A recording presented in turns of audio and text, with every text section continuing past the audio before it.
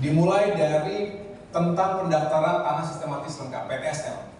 Jadi bisa dilihat di depan ini infografis yang sederhana ini, progresnya tahun 2017 ketika dicanangkan program PTSL ini, ada 46 juta bidang tanah yang terregister.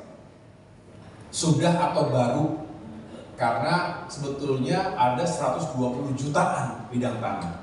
Nah, sehingga ketika itu Bapak Presiden merasa, wah ini harus dipercepat. Kalau business as usual, tidak ada program yang terobosannya kurang begitu, maka tidak akan tercapai di akhir tahun ini peningkatan pendaftaran tanah yang signifikan. Nah, digenjotlah dari sini sampai dengan Februari 110 jutaan. Dari sini saya menerima data ini dan alhamdulillah dalam 100 hari terakhir berhasil kita tambah 2,4 juta bidang tanah yang terregister. Sehingga hari ini ada 113,3 juta bidang tanah. Mohon doa dan dukungan dari teman-teman sekalian. Mudah-mudahan akhir tahun 2024 ini benar-benar dapat tercapai 120 juta bidang tanah. Ini mendapatkan apresiasi. Sebagai gambaran, memang kita tidak sempurna, masih banyak permasalahan sana sini, tapi sebagai gambaran dan menjadi perbandingan. Ketika di Washington DC, setelah menghadiri acara World Bank, saya melakukan side meeting dengan semacam kepala BPN-nya Belanda. Saling bertukar pengalaman. Kita tahu mereka termasuk yang paling maju di dunia. Tapi akhirnya dari beliau sendiri menyampaikan, tapi ya memang beda ya. Kami ini senegara Belanda maksimal sudah dilakukan pendataan secara keseluruhan semuanya 8 juta bidang tanah. Nah, Indonesia 120 juta targetnya tahun ini.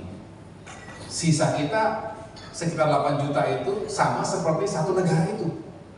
Jadi memang kompleksitas spektrum permasalahan yang kita miliki tentu jauh lebih kompleks. Tapi alhamdulillah karena ini bisa kita lakukan secara progresif, maka kita mendapatkan penghargaan dari Bank Dunia, apresiasi, dan ini disampaikan pada World Bank dan kawasan tersebut. Yang berikutnya, lalu apa sih? Why? Why does it matter? Punya sertifikasi sampai sebegitu. Dia perolehan hak atas tanah dan bangunan (BPHTB) ini jumlahnya 5,6 triliun rupiah. PNBP penerima, saya ulangi, PNBP penerima negara bukan pajak itu kurang lebih 596 miliar rupiah, dan yang paling besar dari hak tanggungan 208 triliun rupiah, sehingga di total agregatnya adalah 215,8 triliun rupiah dalam 100 hari ini. Ini economic value added yang bisa dihadirkan dari segala hal yang kita lakukan tadi.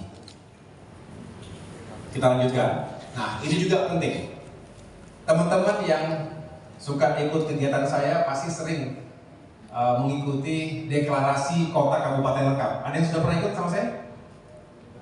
Di Banten misalnya, kemudian ada ya? Nah, ini progresnya. Jadi, per Februari 2024, itu baru ada 13 kota kabupaten lengkap. Nah, sebelum saya lanjutkan, definisi mengapa sebuah kota atau kabupaten diberikan status lengkap? Karena seluruh bidang tanah yang ada di kota atau kabupaten tersebut telah terpetakan dan didata. Ya. Mengapa penting? Karena dengan demikian jelas ini memberikan atau sangat diperlukan oleh pemerintah daerah untuk mengambil kebijakan-kebijakan di bidang tata ruang dan pertanahan. Ya. Nah, ada 13. Bisa dilihat mana saja di sini. Ada satu di Sumatera Utara, satu di Lampung, satu di Kalimantan Timur, dan selebihnya di Jawa dan Bali. Nah, dalam 100 hari kita lihat perkembangannya. Balik. Ya, klik.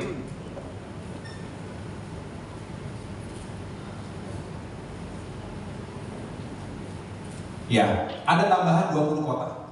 Ya, ada tambahan 20 kota dan kabupaten yang warnanya biru ini. Jadi ada beberapa tambahan. Tapi Bapak Ibu sekalian, kalau terlihat loh masih jauh dong dari target 104. Ini bukan semuanya dari 0%, tapi dalam progres. Ada yang sudah 75%, 80%, 85%, bahkan 90%, sehingga mohon diikuti nanti minggu-minggu ke depan, bulan-bulan ke depan semakin banyak dan semakin lebih luas lagi cakupannya untuk kami mendeklarasikan kota kabupaten lengkap se-Indonesia. Disinilah harapannya juga semakin terasa progresnya. Sekarang saya lanjutkan. Terkait dengan implementasi layanan kantor pertanahan ya, yang sudah bisa punya layanan elektronik. Mengapa penting? Saat ini sudah ada 102 kantor pertanahan yang mampu mengaplikasikan layanan elektronik. Di sana sini sudah. Dan kita tahun ini sebetulnya 104. Tapi rasanya jauh lebih cepat dari target yang ditetapkan. Oleh karena itu, kita harus over prestasi, over target. Kalau sudah bisa 102 hari ini, ya harusnya jangan lagi berpatokan pada 104 target kita. Kita tambah saja sebanyak-banyaknya, kalau perlu ya kita lombakan, begitu ya. Jadi Bapak Ibu sekalian, artinya ada target-target yang sebetulnya bisa kita lampaui dalam waktu yang jauh lebih singkat. Nah, kemudian ini juga bisa kami ilustrasikan. Memang kalau dilihat jumlahnya terjadi peningkatan. Setelah tadi ditetapkan kantor-kantor layanan elektronik, maka dari yang tadinya 19.000 sekian sertifikat elektronik, per hari ini 62.000 sekian sertifikat elektronik. Ya. Jadi Bapak Ibu, saya juga mohon kepada teman-teman media, tolong bantu sosialisasikan agar masyarakat semakin memahami ada layanan sertifikat elektronik.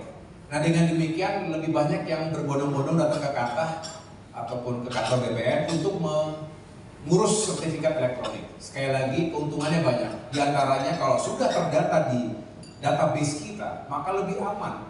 Tidak bisa semudah itu digandakan, diduplikasi, dipalsukan oleh mafia tanah. Nah, jadi tolong teman-teman media bisa bantu menjelaskan kepada publik agar manfaat dari sertifikasi elektronik ini real, bukan hanya sekedar gaya-gayaan aja, bukan hanya sekedar ikut tren, tetapi lebih aman, lebih efisien, dan tetap punya nilai ekonomi yang tinggi karena bisa dijaminkan untuk modal usaha. Saya lanjutkan. Sekarang saya masuk ke isu yang lain yang tadi sudah dijelaskan di awal tentang karbon.